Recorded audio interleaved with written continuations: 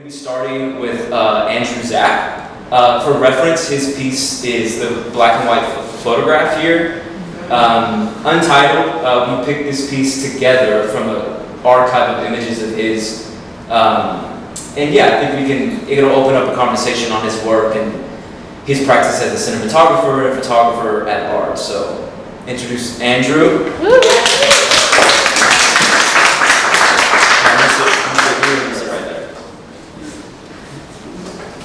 Yeah, so to start, I kind of wanted to just ask more so like a broad question of your relationship to Fort Worth and kind of how that's affected your practice and kind of what that is, how that's inspired your work in general, if it has at all. Yeah. Do you want me to hold it or? I'll just, okay. Yeah, this is more, yeah, it's okay. Yeah, my relationship, I feel like, to Fort Worth kind of, I grew up in Arlington, and so I was always kind of neighbors to Fort Worth, and so we kind of grew up here. We would sneak into the hotels and go try to find our way to the roofs and all that kind of different stuff, get into the hot tubs and pools. And so I always was here back in Fort Worth, and then I moved here in 2017, and I would say, I think in 2018, I kind of started integrating photography into Fort Worth. I'd say it's the first time, and a lot of that was just, I was living over off South Main at the time, and it was just, I would just walk the streets and photograph. And so that was really, I feel like, the first start to kind of integrating those two things. And a lot of it, I mean, in the South Main area, it was like the older buildings, the textures there, and then, starting in 2018, launched a business here in Fort Worth as well, and so it's kind of become ingrained into not only photography but then also filmmaking work. And sure, is that Prelude Films? Yeah. So maybe you could speak a little bit about Prelude Films and your professional practice with cinematography and how that's kind of inspired your photography, or maybe vice versa if it's separate. Maybe you could speak a little bit about that as well. Yeah. So the cinematography work, I feel like kind of came out of. It started from like the photography side of things, and so in high school I took a photography class. We had the 22 and larger, so it's all darkroom photography, and had a really great teacher, and he was the one that kind of inspired me to want to pursue something creative for an actual profession and not just into something non-creative. And so it's photography, and then out of there I went to school for graphic design, and kind of what I described as I've kind of gotten into film unintentionally. Mm-hmm. But I think the two go hand in hand because film is oftentimes everything is orchestrated. It's very, we're setting lights, we're blocking it all out. Like it's a very controlled environment. And so I feel like with photography, I try and take the opposite approach to that. It's nothing is controlled. It's just as you walk, photograph what you see. Yeah, and film sets and commercial work is far more collaborative, and it has a big structure to it, which is sort of why I wanted to put you in this space and kind of, I feel like a lot of photographers that I know, even myself personally, there's this clash between pursuing commercial work, getting money, trying to do client work, and then also having this personal practice, like you were saying, that's very much so a solo and kind of introspective endeavor. And maybe that can get into the experience you had specifically with this photograph. Were you alone, or kind of how did it come about? How was that process? Yeah, specifically for this photograph, what's funny, it actually was on a film set. Okay. But we were filming in a community probably about 15 minutes south of here, off of I-35. It's a Tejano community. And the director he had been living there for the entire summer, and he was just in a trailer and was embedded into that community because he brought in one or two actors, and the rest of them were all non-actors from this Tejano community. And so we were filming at there was probably like 5 or 6 different families that lived there. There was a ranch, it was just this whole kind of structure where people just live, and there was even, when I say they had not a farm, but they had were growing plants and different things there as well. And so this was just one of the, as we were filming, set up between shots, I just looked over and I was there. It wasn't like placed by production or anything. It's just that was from the community. And what did you shoot it on? Like, what was like from a technical perspective? Yeah. Were you shooting black and white film, right? Yeah, it was a Tridex 400 and on a Nikon F3 with a 35mm lens. And Okay. This is at a period whenever 2018, I think, to 2020, I was just to kind of strip back the technical layer of filmmaking. I was shooting one lens, one camera, one stock, one way to develop. And so it's just none of the technical things mattered. It was just get your content, go, yeah. Go running gun. Yeah, and then even in this case too, it's like I would shoot everything at f8. If it was sunny, it was like at 1,000 of a second. If it was into the sun, it was at 2,000, and if it was cloudy, it was 500. So it was like just try to remove every technical problem. Sure. To get sort of back to like the idea of location and space, I wanted to ask you. You know, we looked at a lot of photographs as far as before choosing this one, and there was, you know, a lot of your work is obviously not in Dallas and Fort Worth. So how has your experience traveling and kind of experiencing other cultures influenced how you've seen Fort Worth in your hometown and maybe how you want to hopefully change it? Has there been any sort of influence in that regard?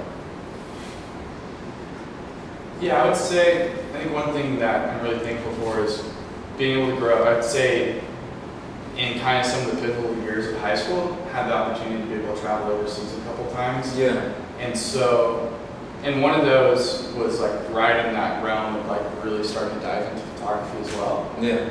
And I think all in all, I think most people can attest, like whenever you travel, it's like, it's just a weird thought that there's people on the other side of the world right now that are asleep or just now waking up. And yet we live our lives in a way that we don't acknowledge most of the time or think about them. Mm-hmm. And so, and then beyond that, one of them was for a cultural exchange program as well. And so being able to develop friends and relationships with people outside of just like the tourist aspect of it, but having relationships that still extend to today with people that live on the other side. It's a interesting thing. I think all in all, it kind of one extends like empathy to being able to understand that, like the different backgrounds, and I mean just how fortunate we are to be here in America, but then two, just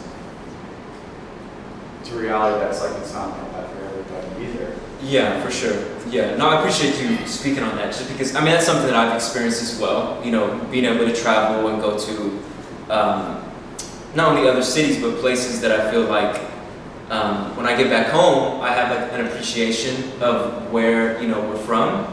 But I also hope that that energy can be expressed to where we can change the culture in the way that, you know, these ladies here are doing. You know, so I think, you know, I'm bringing that up to hopefully put that on everybody's mind that, you know, people are only going to want to immerse themselves in our culture here in Dallas and Fort Worth as much as we change and express ourselves and what we want here.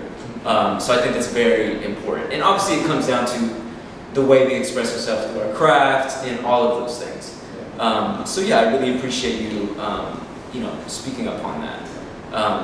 Yeah, so is there any questions you might have for Andrew about his work, or Austin? Is there a reason why you chose the Nikon F3? Yeah. I mean, I bought it because it was, I wanted an SLR because I like rangefinders, but I liked more at this time the precision of like the SLR being able to frame and knowing exactly what your edges look like. And the F3 was just like the gold standard of photojournalism in the 80s, and so I just found one online that was recently cleaned and all good to go. And so about that, and then it was a camera I had with me at the time too, which is most of the time now is just what you have with you.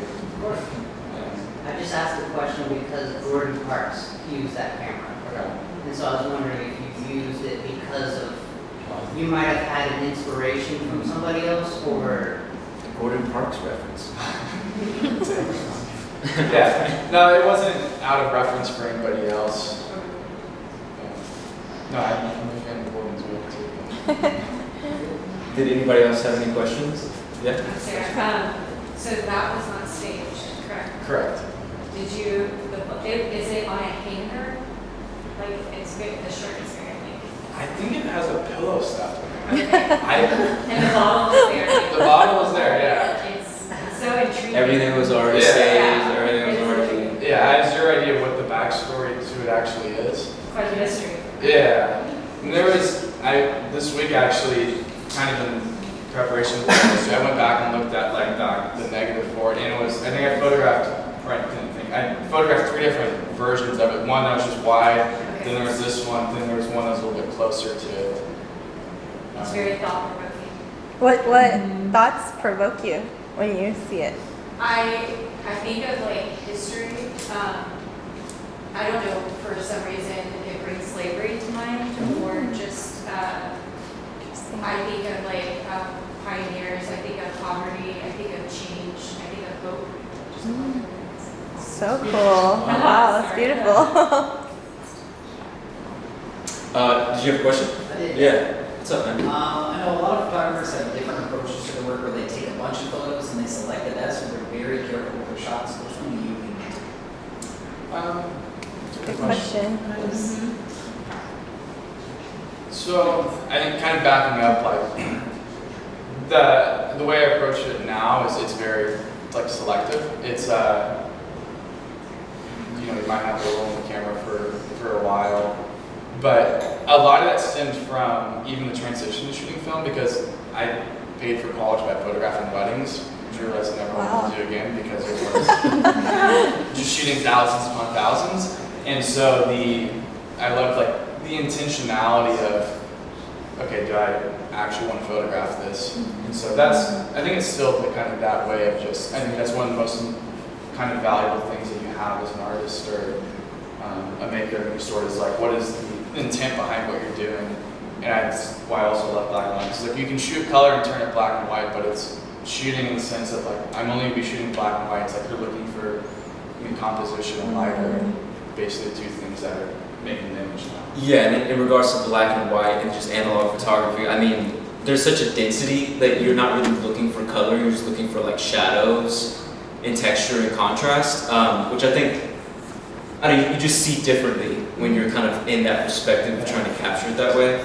Also just, when you shoot analog, you just go slower. Yeah. So I'm sure you've had that experience of, especially when you're doing commercial work on, large film rolls. Yeah, I think going slower is a good way to get not only quality, photos, but it sort of helps you observe a little bit more passively and patiently. I agree. I think one of the things that, kind of going back to like that blend of, there's cinematography and there's photography. Sure. Like being able to use it to practice. Like one of my favorite lines is, I kind of use it, not like a tagline for my life, but just like a way of living, but it's from the poet Rainier Murray Rilke, where he talks about learning to see and just how things that like basically didn't have a place in his heart, like now have a place in there. It's because he's learning to see. And so that's a lot of it, I think, like from the photography aspect of it, is that process of learning to see.